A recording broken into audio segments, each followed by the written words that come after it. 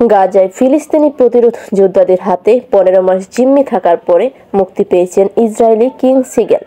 এই মার্কিন ইসরায়েলি দ্বৈত নাগরিক বলেছেন, ফিলিস্তিনি প্রতিরোধ যোদ্ধারা বন্দী দশায় তার সমস্ত প্রয়োজন মিটিয়েছে।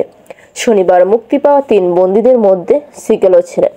মুক্তির আগে তিনি ফিলিস্তিনি যোদ্ধাদেরকে ভিডিও মেসেজের মাধ্যমে ধন্যবাদ জানান। সেখানে তিনি জানিয়েছেন, গত 15 মাস ধরে ফিলিস্তিন যোদ্ধারা তাদের সাথে ভালো আচরণ করেছিলেন। কিং সিগেল জানিয়েছেন, জিম্মি থাকার সময় তার পাহারা দেওয়া ফিলিস্তিনি যোদ্ধারা তার খাবার, পানীয়, ঔষধ, ভিটামিন, চোখের চিকিৎসা, রক্তচাপ মনিটরিং সহ তার সমস্ত প্রয়োজন মিটিয়েছে।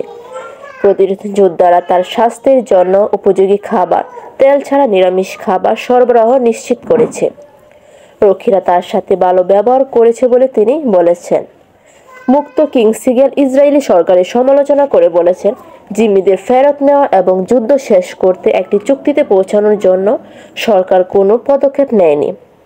ইসরায়েলি সরকারের এমন আচরণের ফলে অনেকেই ভুগেছেন।